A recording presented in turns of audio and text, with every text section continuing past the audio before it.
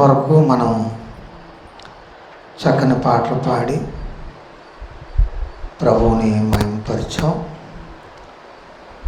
111వ కీర్తన మనం మొదటి నుంచి 10 వచనాలు మనం చదువుకున్నాం. ప్రతి వచనాన్ని కూడా మనం ధ్యానిస్తే ఎన్నో విషయాలు మనకు బయటపడతాయి. అయితే మనం 10వ వచనం ఒకసారి మనం చదువుకుందాం. యెహోవా యందలి భయము జ్ఞానమునకు మూలము, ఆయన శాసనములు అనుసరించు వారందరూ మంచి వివేకము గలవారు. ఇక్కడ మనం జాగ్రత్తగా విందాం. దేవుని యొక్క వాక్యము ఏం చెబుతుంది? యెహోవా యందు భయము కలుగుండుట జ్ఞానానికి మూలం. యెహోవా యందు భయము కలుగుండుట జ్ఞానానికి మూలము. అందుకనే యోబు భక్తుడు మరి 28వ అధ్యాయంలో 28వ వచనంలో మనం చూస్తే ఆయన ఇలాగా రాయబడి ఉన్నది. మరియు యెహోవా యందు భయభక్తులే జ్ఞానమనియు దుష్టత్వము విడిచిటయే వివేకమనియు ఆయన నరులకు సెలవిచ్చాడు. ఇది మరి 10 సార్లు మనం ఇతరుల చేత జాగ్రత్త అని ఉండకూడదు. మనం దేవుని మందిరానికి వచ్చినప్పుడు మన ప్రవర్తన విధానము ఇతరులు చూసి వాళ్ళు మందిరానికి రావాలా, అలాగా మన ప్రవర్తన ఉండాల.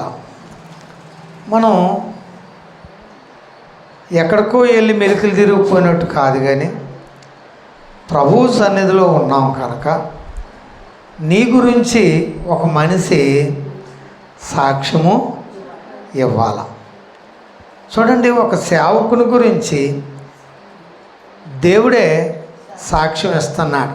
యోబు గ్రంథంలో 1వ అధ్యాయంలో 8వ వచనం చూస్తే అక్కడ యోబును గురించి దేవుడు సాక్ష్యము ఇస్తున్నాడు. ఏమనంటే, యెహోవా నీవు నా సేవకుడైన యోబు సంగతి అని అక్కడ ఒక ప్రశ్న ఈ యొక్క ప్రశ్న ఎవరితో వేశాడు? అపవాదితో దేవుడు ఒక ప్రశ్న వేశాడు. నీవు నా సేవకుడు అయిన యోబు సంగతి ఆలోచిస్తావా? మనం కూడా అంటే మన గురించి దేవుడు అపవాదితో సవాల్ అనేది చెయ్యాల. అపవాదిలో సవాల్ ఏం చేయాలమ్మా? చెయ్యాల. నీ గురించి సాక్ష్యము మరి సాతానుతో దేవుడు ఆలోచిస్తున్నావా అన్నాడు. అంతేకాదు, ఆయన యథార్థవంతుడని. ఇప్పుడు ఆయనలో ఏమున్నది? యథార్థత ఉన్నది, న్యాయము కూడా ఉన్నది. మరి యథార్థవంతులకు నీతిమంతులు పిల్లలు వారి తదనంతరము ధన్యులగుదురని రాయబడి ఉన్నది. కనుక ఇతడు యథార్థవంతుడు, న్యాయవంతుడు. అంతేకాదు దేవుని యందు భయభక్తులు. అంటే ఎప్పుడైతే దేవుని యందు మనకి భయము, అంటే ఉట్టి భక్తి చేయడానికి ఎక్కడికైనా వెళ్ళొచ్చు, భక్తి చేయడానికి మనం ఎక్కడికైనా వెళ్ళొచ్చు. కానీ భక్తి అనేది భయముతో కూడి ఉండాలి. భక్తి అనేది దేనితో కూడి ఉండాలా? భయముతో కూడి ఉండాలి. అందుకనే ఇక్కడ ఎప్పుడైతే ఆయన భయభక్తులు కలిగి ఉన్నాడో ఆయనలో చెడుతనాన్ని ఏం చేశాడు? అసహించుకున్నాడు, విడిచిపెట్టాడు. చెడుతనాన్ని ఏం చేశాడు? విడిచిపెట్టాడు. అంతేకాదు ప్రియమైన దేవుని బిడ్డలారా, మరి మనం చూస్తే సామెతల గ్రంథము 3వ అధ్యాయము 4వ వచనం చూస్తే, సామెతలు 3వ అధ్యాయము 4వ వచనం.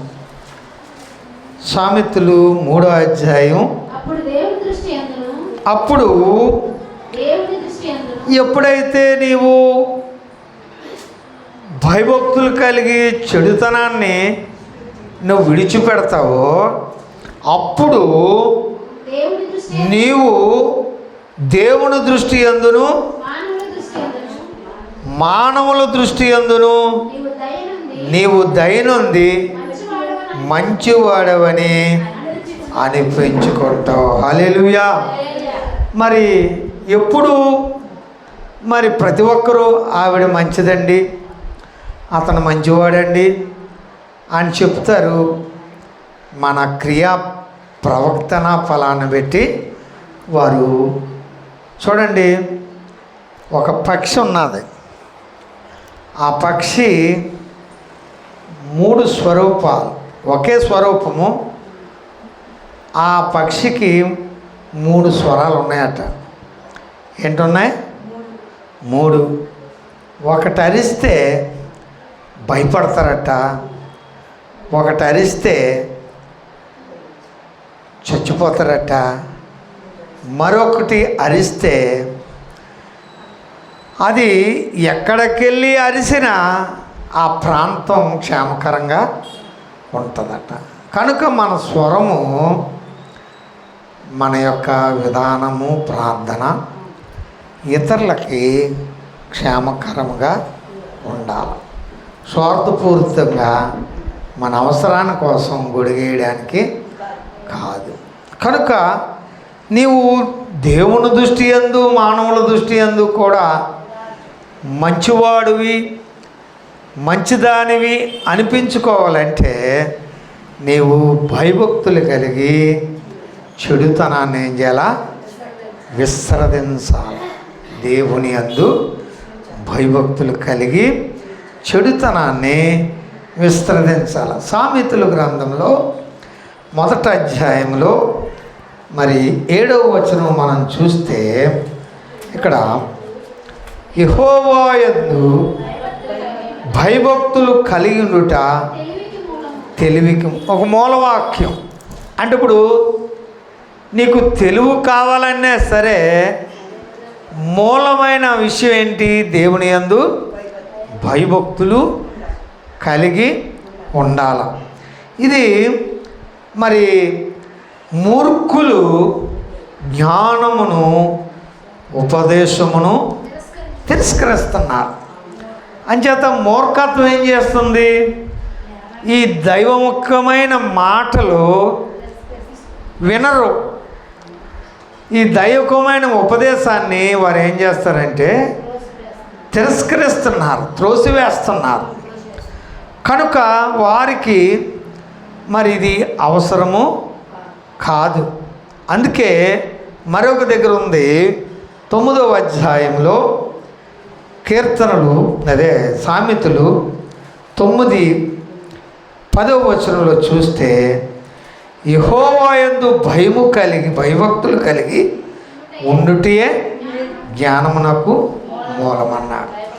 అక్కడేమన్నాడు? మనం చదువుకున్నాం కదా, అక్కడ కూడా యెహోవా యందలి భయభక్తులు కలిగి ఉండుటే తెలివికి మూలం. కనుక ఈ మూలమైన మూలవాక్యాలు మొట్టమొదటి జ్ఞానము కలిగి ఉన్నవాడు చెడుతనాన్ని ఏం చేస్తాడు? విస్తరిస్తాడు.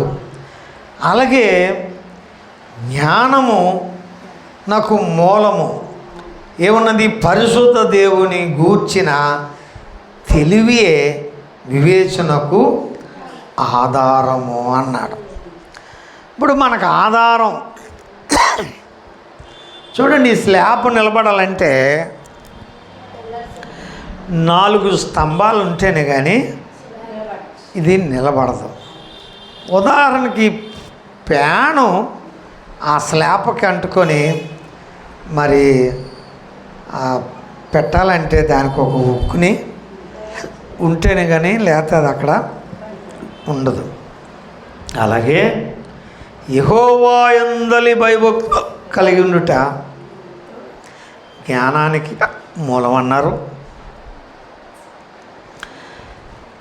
మన దేవుడు పరిశుద్ధ దేవుడు.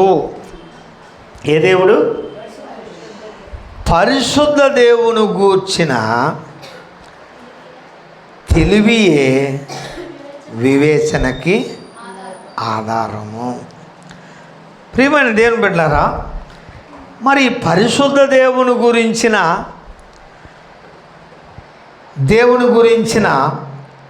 తెలివి చూడండి, కొంతమందికి తెలివి లేక ఇష్టం వచ్చినట్లు మరి వారి మాటలు వాళ్ళకే గొప్పవని మాట్లాడతారు. కనుక ఇటువంటి పరిస్థితి మనం చూస్తే వివేచన ఏంటి? అదొక కృపా వరం. నీకు వివేచన జ్ఞానం కలిగి ఉంటే ఎదట వారి యొక్క ఆత్మీయ స్థితిని కనిపెడతాం. ఎదట వారి యొక్క ఆత్మీయ స్థితి కనిపెడతాం. అది మనకు కావాలంటే పరిశుద్ధ దేవుని గూర్చిన తెలివితేటలు కావాలా? ఏం కావాలా?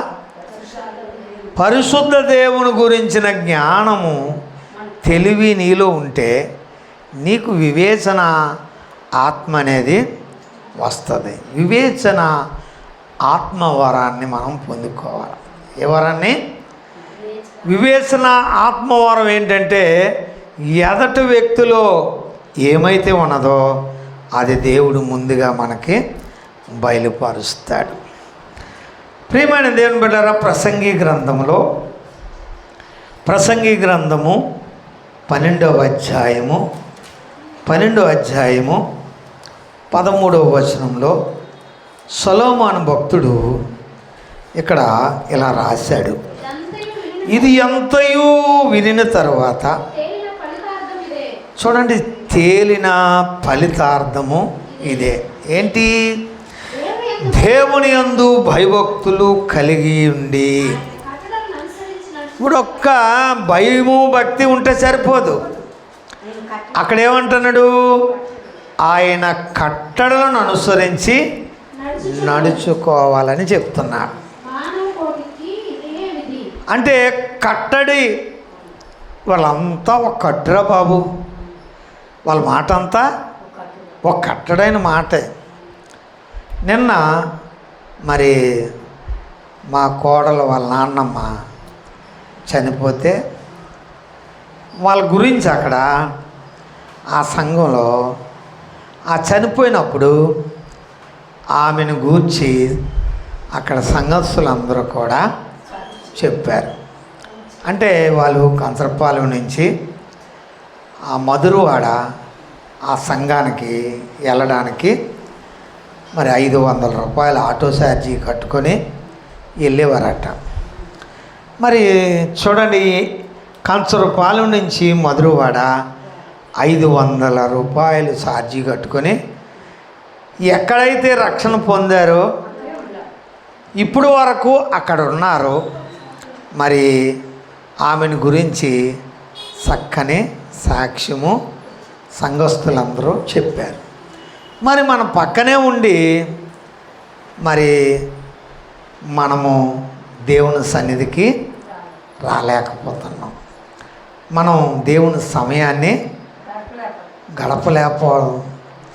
సమయము మరి చాలా విలువైనది. సమయం ఎలాంటిదమ్మా? విలువైనది. ఆ విలువైన సమయాన్ని మనము ఏం చేయాలి తల్లి? విలువైన సమయాన్ని ఇక్కడ మరి సొలొమోను యొక్క జీవితంలో మరి మనం చూస్తే ప్రసంగి గ్రంథంలో మొదట 2వ అధ్యాయంలో సొలొమోను అక్కడ చూస్తే 4వ వచనం నుంచి, నేను గొప్ప పనులు చేయి పూనుకుంటున్నా. సొలొమోను అట ఏం పూనుకున్నాడు? గొప్ప పనులు చేయాలని నేను తలంచాను. మరి అటువంటి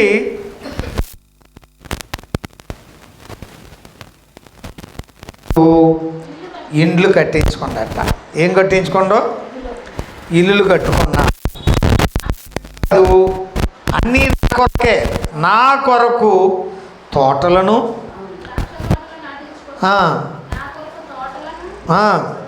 శృంగారవనములు చేయించుకొని వాటిలో సకల విధములైన ఫలవృక్షములు నాటి, ఆ వనాల్లోనేటి సకల విధములైన ఫలవృక్షాలు నాటించి తిని వృక్షముల నారుమల్లకు నీరు పారుటకై నేను చెరువులు తవ్వించుకుంటే,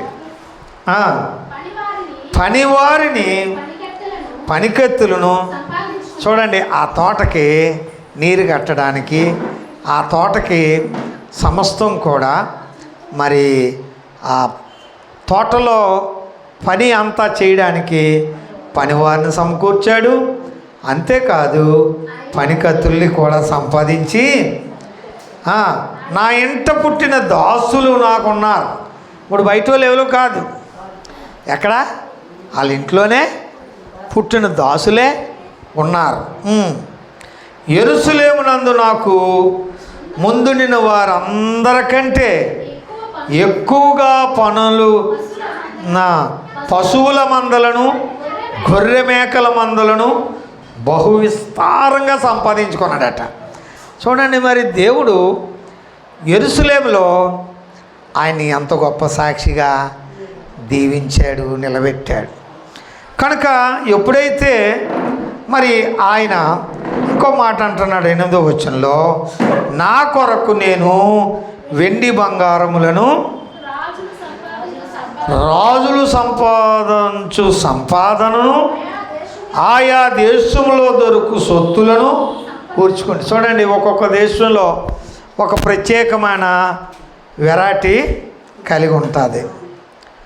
కనుక మరి ఆ దేశంలో ఇగో ఫలానా, సపోజ్ మనం సింగపూర్ వెళ్ళామనుకో, ఆ సింగపూర్లో ఏంటి స్పెషల్ అంటే ఆ దేశంలో స్పెషల్ అయినది ఏదో ఉంటే మనం తెచ్చి మనం ఆ ఇల్లు కట్టుకోవడానికి సామాగ్రి అంతా కూడా సిద్ధపరుస్తారు. అంతేకాదు ప్రియమైన దేవుని బిడ్డలారా, మరి నేను గాయకురాండ్రులను మనుషులు ఇచ్చించు సంపదలను సంపాదించుకొని బహుమంది ఉపమత్తులను ఉంచుకుంటుంది. మరి ఈ యొక్క పరిస్థితి ఏంటి? ఇన్ని సంపాదించి కూడా బహుమంది ఉపమతులతో మరి ఆయన ఆత్మీయ జీవితాన్ని అంతా కూడా ఏం చేశాడు? పోగొట్టుకోండు. అందుకనే ఇదంతా తేలిన తర్వాత మరి ఆయన చెప్తున్నాడు ఏంటంటే, ఏంటి ఫలితం వచ్చింది ఆయనకి? ఏం ఫలితం వచ్చింది? దేవుని యందు భయభక్తులు కలిగి ఉండుటయే, ఆయన కట్టడలను అనుసరించి నడుచుకోవాలి. చూడండి, మరి మనం ఎంత దూరమైనా వెళ్ళొచ్చేమో కానీ అక్కడికి వెళ్ళి ఆయన చెప్పిన మాటలు అక్కడే ఒగ్గీసి వస్తే మన సుఖమేమీ లేదు. కనుక ఈ యొక్క దినం దేవుడు మనతో మాట్లాడేది ఏంటంటే, దేవుని సన్నిధిలో మానవ కోటికి ఫలితం ఇదే. ఏంటి ఆ ఫలితం అంటే, యెహోవా యందు భయభక్తులు కలిగి ఉండుట. ఆ భయభక్తులు కలిగి ఎవరున్నారని చెప్పాను?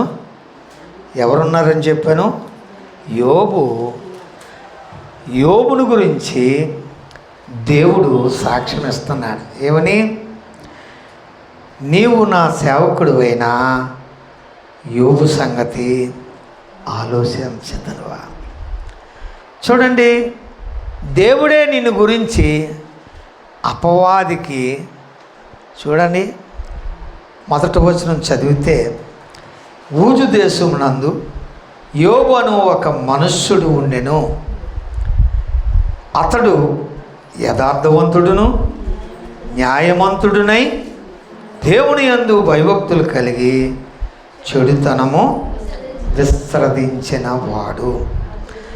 అతని ఆస్తి చూస్తే అతనికి 7 కుమారులు 3 కుమార్తెలు కూడా ఉన్నారు. ఎంతమంది అమ్మా? 7 కుమారులు 3 కుమార్తెలు కూడా ఉన్నారు. అతని ఆస్తి ఎంత? అతనికి 7,000 గొర్రెలు, 3,000 ఒంటెలు, 500 జతేండ్లను, 500 అతడు గాడిదలు కలిగి ఉన్నాయి. బహుమంది పనివారును అతనికి ఆస్తిగా నుండిన గనుక తూర్పు దిక్కున జనులందరితో అతడే గొప్పవాడిగా ఉన్నాడు. మరి అంత గొప్పవాడుని గురించి మరి ఆ 4వ వచనంలో, మరి నాకింత ఆస్తి ఉంది, నాకెంతమంది పనివారు ఉన్నారు, నాకెందుకు హ్యాపీగా ఉండొచ్చు కదా, నేను ఎందుకు ప్రార్థన చేయాలా అని అన్నాడా? ఏమన్నాడు? ఆయన చూస్తే అతని కుమారులందరూ వంతులు చొప్పున అనుదినము ఒక్కొక్కరి కొరకు తమ తమ ఇండ్లలో విందు చేయుటనై కూర్చున్నప్పుడు తమ 3 అక్కజండ్రులతో కలిసి అన్నపానములు పుచ్చుకొనవలనని వారిని అందరినీ కూడా పిలిచేవాడట. ఆ 7 పిల్లలు, ఆ 3 కుమార్తెల్ని కూడా పిలిపించి ఏం చెప్తున్నాడు అక్కడ? మరి వారు 5వ వచనం, వారి విందు దినములు పూర్తి కాగా యోబు తన కుమారులు పాపము చేసి తమ హృదయములో దేవుణ్ణి దూషిస్తారేమో అని వారిని పిలువనంపి వారిని పవిత్రపరిచాడట. చూడండి, ఇంటి యజమాని యొక్క బాధ్యత, ఇంటి యజమాని యొక్క బాధ్యత ఏం చేశాడు? ఆ పిల్లలు ఒకవేళ పాపంలో పడిపోతారేమో అని ఆ పిల్లల కొరకు ప్రార్థన చేసి వారు ఎప్పుడు లేచేవారు? ఎప్పుడు? అరుణోదయం లేచారట. ఎప్పుడు లేచారు? అరుణోదయాన్ని లేచి వారిలో ఒక్కొక్కని నిమిత్తము దహన బలిని అర్పించుచూ వచ్చాను. యోబు నిత్యము అలాగ చేయుచున్నాడు అని ఉన్నది. అంటే ఒకరోజు కాదు. ఏంటి? మనం ఆరాధించే దేవుడు నిత్యుడగు దేవుడు. మనం ఆరాధించే దేవుడు ఎవరు? నిత్యుడగు దేవుడు. ఇగో ఒక 10 రోజులు ఆరాధించి మళ్ళీ ఒక నెల రోజులు మూలబెట్టేసి మళ్ళీ మనకు బుద్ధి పొడిచినప్పుడు తీసే దేవుడు కాదు. ప్రతి అరుణోదయాన్ని కూడా ఆయన్ని ఆరాధించడానికి, అందుకంటాడు దేవుణ్ణి ఆరాధించేవారు ఎలాగుండాలట? యోహాను సువార్త 4వ అధ్యాయంలో 24వ వచనంలో చెబుతుంది ఏంటనంటే, దేవుణ్ణి ఆరాధించేవారు ఆత్మతోనూ సత్యముతో ఉండవలెను అన్నారు. కనుక దేవుణ్ణి ఆరాధించడానికి ఆత్మతోనూ సత్యముతో ఉండవలెను.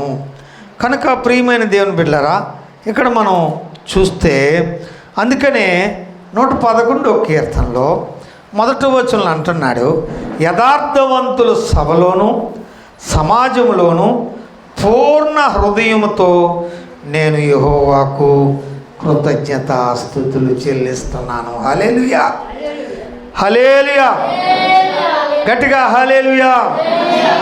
యథార్థవంతుల సభ, ఏ సభమ్మా? యథార్థవంతుల సభలోను సమాజంలోను కూడా.